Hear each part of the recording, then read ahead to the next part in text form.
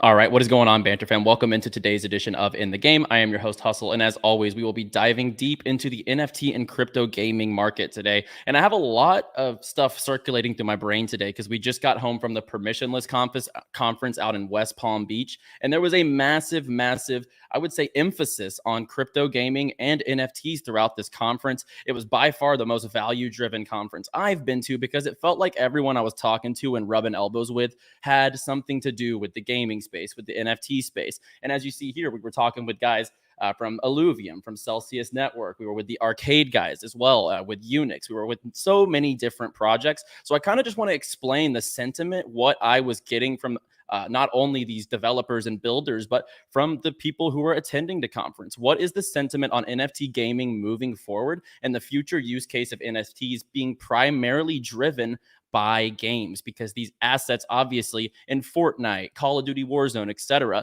have monetary value, but you cannot resell them as they are just purchasing skins hands over fists. So we'll get into the integration of NFT gaming, the sentiment, and all the alpha that I was given during this conference. So without further ado, let's get in the game. T-minus 15 seconds. Guidance is internal. 12, 11, 10, 9. Ignition sequence start. 6, 5, 4, 3, 2, 1. If you ain't here to hustle, why is you here? But if you here to hustle, the moon is near. It's crypto Banter, not financial advice. If you don't listen, what's the cost, what's the price? This ain't a game, put you on game. I know you gon' play, but ain't a percent. If you ain't here to hustle, why is you here? But if you here to hustle, the moon is near. It's crypto Banter, not financial advice. If you don't listen, what's the cost, what's the price? This ain't a game, put you on game. I know you gon' play, but ain't a play. If you get lost, show you the way. All right, and let's get right into it. And I wanted to start the show by announcing one of the brand new sponsors for the In the Game show, and that is Unix Gaming. Unix Gaming is an all-encompassing GameFi ecosystem with a guild mechanism, with a launch pad, so much going on within the GameFi ecosystem that Unix Gaming is building. They're partnering with top projects such as Big Time, Shrapnel, etc. So we're super happy to have Unix Gaming on board as one of the official sponsors alongside Seedify as well, the top gaming launch pad in all of crypto gaming. So without further ado, let's get into the show. And, also, as mentioned, we were rubbing shoulders, rubbing elbows with so many different projects, key players out at Permissionless, as we see here. Awesome to meet our partners here at Permissionless. Photo with me, Miles, one of our producers, as well as Mirko, the CEO of Unix Gaming. So a very successful conference and very successful relationships being built out here. And as mentioned, this conference was completely Web3 gaming NFT driven. One of the main panels that I had interest in, for example, was Kieran from Illuvium, Jiho from Axie, and a lot of other key players, capital groups, etc. IMX was out there giving value as well. These GameFi panels were really driving value into people's heads on the amount of money that people just put into this gaming market. I believe last year it was $52 billion. $52 billion that players paid for things like Fortnite skins, Warzone camos, Valorant skins, etc. That is a market that nobody is monetizing at this point. If you could turn all those years of gaming from World of Warcraft, RuneScape into monetizable assets, that's when the tide's going to change. And that's what these guys were preaching the value of, right? Monetizing your time. Whenever you put these time into these games, you can't really get that back. So let's start with Illuvium. And, talking with Illuvium out there, they are doing so much behind the scenes. And they do have the stage 1 of their private demo up, which is an auto battler, which does look very solid. But, they do have their open world game around the corner. And the open world gameplay looks absolutely amazing. And just speaking with guys from the team, like Andrew, like Kyle, like Kieran, they have so much going on. And their view on this space is to make it an experience, right? Whenever you're in the open world, they don't want you to have to think about the earnings. Right now, when you're looking at games, it's all about the token. Whenever a token goes down, whether it's Axie Infinity, whether it's Peg Axie, Krabata, whenever these inflationary tokens hit their tops and they start falling, the sentiment of the game, the sentiment of the community starts falling with it. And that's what games like Illuvium are trying to solve and actually make it a fun game, right? You're actually having an experience that you're controlling. It's not some simulation-based game, which a lot of these games are. When you're looking at Axie Infinity, it's a click and watch, right? Whenever you're playing Peg Axie, you're just watching horses run across the screen. It's more just gamified DeFi. And when you talk to these guys from top projects like Illuvium, they're really trying to steer the space away from gamified DeFi into a fun experience that you can actually control the outcome, right? So I'm very, very bullish on everything I saw from Illuvium. And as mentioned, their land sale is right around the corner, where you'll actually be able to purchase a piece of land within the economy.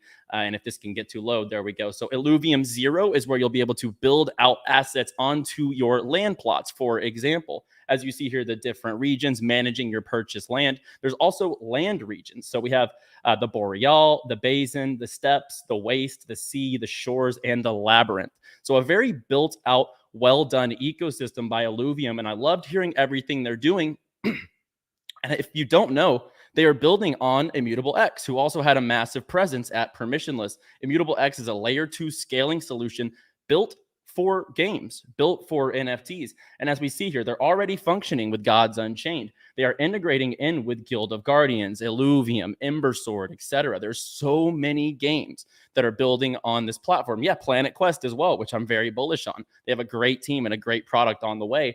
And when you look at everything that Immutable X is doing, they're not just integrating play-to-earn games. They're bringing Web 2 businesses, some of the biggest gaming companies in the world, with GameStop. GameStop, everyone knows GameStop, whether it's from the stock market fiasco a couple years ago or a year ago, whenever that happened, or from your childhood, whenever you're camping outside of GameStop, waiting for a Call of Duty release at midnight, whenever you're going in there trading your games and getting absolutely ripped off, right? Whenever they're giving you $5 back for a game you paid $60 for. Everyone has an experience or has a knowledge of a business like GameStop. And GameStop NFT's Twitter has recently started pumping out marketing. It's going to be really interesting to see the integration that GameStop NFT comes in, because if they actually can manage to pull games from Web 2 and make them integrate NFTs into their own marketplace backed by GameStop, I could actually see that being very, very successful and maybe a decent bridge to get more gamers and get more developers eyes on the world of NFTs.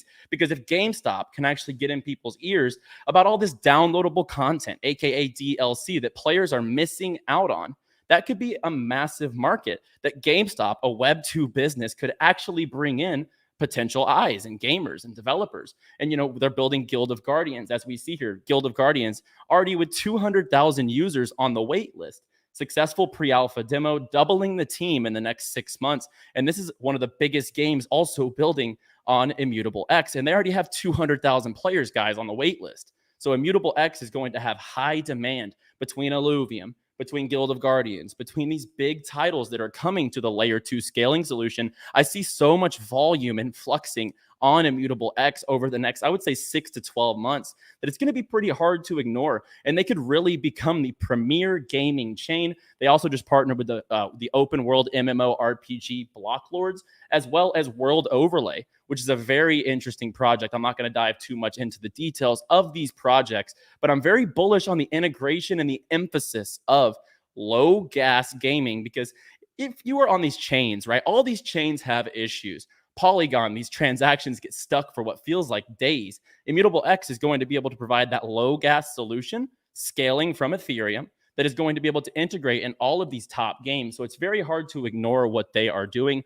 Also spoke a lot with the Arcade guys, which is an all-encompassing GameFi ecosystem, kind of being the middleman between guilds and players and giving you an opportunity to get a stake into these games, but not having the risk of buying these assets at different points of the market. You're actually able to stake in emission pools with the Arcade token whenever it goes live and be able to get into the Star Atlas pools, whether it's ships. You're going to get into the Illuvium, land, Illuvials, etc. They're going to have these different gamified pools where if you feel it's a risk to buy crabs in Krabata or horses in Peg Axie, for example, you're going to be able to just stake tokens, much lower risk, and you're going to be able to yield rewards from these games and from these ecosystems. That's what Arcade is pushing forward. Very bullish on what Arcade is doing. And then also, we have to take a look. I've spoke about music NFTs in the past, but athletes are also aiming and angling towards Web3, guys. We see Dez Bryant.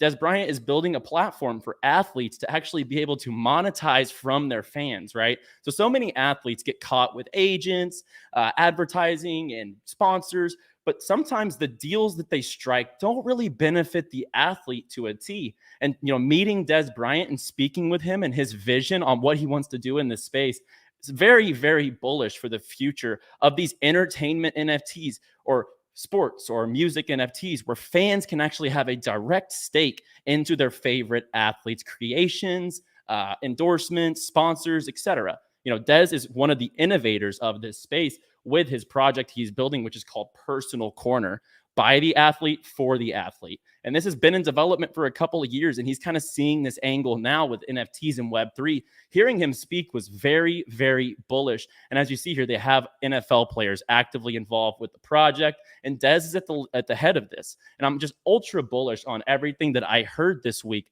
from gaming, from music NFTs to entertainment NFTs. Guys, there are people in the space that want to build docuseries on premier artists, movie stars, etc. And instead of launching them on Amazon Prime, Netflix and Amazon taking all the royalties and, really giving the artists not that much of their own stake. Because if you know anything about the entertainment industry, Spotify, Netflix, Amazon Prime, they don't dish out ample rewards for these creators off of streams.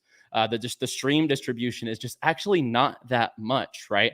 So if they can actually succeed with these fan-based NFTs, with these docuseries, in which the fans will earn direct royalties off their favorite artists, athletes, etc., I could see that being so massive in the future. And as mentioned, just networking with a bunch of guys building in the space between Illuvium, Arcade, Unix, etc. Even one of the creators and founders of the Celsius network, which right now is looking like a much better play given the recent Anchor fiasco, right? And kind of talking with them on their future, it was very interesting to hear what they had to say about the situation and how they're going to kind of adjust and go forward. But these events right here are what I live for, getting there and actually talking with these projects, because when you listen to the room, when you feel out the room, not just from the developers, but from the attendees of these conferences, everyone is so bullish on not profile picture NFTs, not this or that, security coins, etc. They are bullish on the future of NFT use cases integrating in games, and permissionless was this in a nutshell, because the amount of money that gamers miss out on from this current state of games is just absolutely insane. If we're able to bring this full scale, fun games like Illuvium, like Big Time, like Shrapnel, a first-person shooter, and I truly believe a first-person shooter will be the biggest onboarder for players. Call of Duty, Apex Legends, Valorant, Counter-Strike, these are the biggest games in the world. And if you're able to bring a first-person shooter that could actually be fun with an earning capability, customizable maps, competitive esports, we will see a massive influx of users if we get these quality games. Because right now, in this state of games, it's just gamified DeFi. There's not many games out there that I wake up and I'm so excited to hop on Web3, because we're not there yet, guys. We're at the bottom of this adoption curve. But with brilliant minds like with Illuvium, Immutable X, Unix, Arcade, etc., these projects that we're talking with see such a bigger picture, right? If we look 5 years down the line, Web3 gaming is going to look so different than it does today. We're actually going to have fun titles, fully playable, first-person shooters, open world games that people are excited to hop in. And as I've said before, the guy who spends 6 to 8 hours on a game, he is not a whale. Whales are not the biggest gamers, and gamers are not whales for the most part. So we need to find a balance, find these free-to-play games with NFT-driven earnings. And I see the future for crypto gaming being absolutely massive. And this conference only 10x my thought process on that. We are so early. That is so correct. This infancy stage of crypto gaming is way more infant than the whole crypto, DeFi space, Bitcoin, etc. This is one of the most infant portions of the market. If you are here today in crypto gaming, and you are looking for the long term, This will be one of the most hyper growth sectors of crypto for the next 5 years. And I'm very confident on that statement. So guys, if you are here today, you are still very early. You are in the infancy. These good games are on the way, and I'm more bullish than ever after coming away from Permissionless. I'm seeing questions about Ultra in the chat, and I tweeted this today. Let me just actually go to my Twitter really quick, because I think it's a good way to actually end up the show. We'll go to my Twitter. I'm still not ready to buy on all these top gaming alts. So if you're looking to accumulate, I see a little more pain before we see gain. Buying the right gaming alts in the bearish climate would result in some of the biggest gains across the entire market. We're looking at projects 80% down from all-time highs, 90% down from all-time highs due to this market climate. And my DCA watch list, I am looking at Ultra, Vulcan Forged, Veracity, Gala, Sol, Superfarm. Those are some of my 6 top alts that I am looking to accumulate when the market gets to the point of comfort for me. I think we do go a little bit lower. And when I see Bitcoin starting to stabilize, I will definitely accumulate these top gaming alts. And as mentioned here, these are picks and shovels. These are studios, infrastructures, blockchains, streaming platforms, etc. Not betting on single games on tokens, but betting on the picks and shovels that are sold to build the gold rush, so to speak. So I'm going to go ahead and get out of here, guys. Be sure to like and subscribe to the channel. We are live every single day here right on Crypto Banter, 2:30 p.m. Eastern on In the Game. And if you didn't check it out, check out my interview with Jordan Belfort, the Wolf of Wall Street, because he actually shares my sentiment of NFT's best use case for the next 5, 10, 15 years, even who knows how long it could go. NFT's best use case is gaming. And the Wolf of Wall Street is on the exact same page. So without further ado, I'm going to get out of here, guys. Check out that interview. Hit the bell notification so you know exactly when we go live. Like and subscribe. I will be back on Monday with another edition of In the Game. Play well, my friends.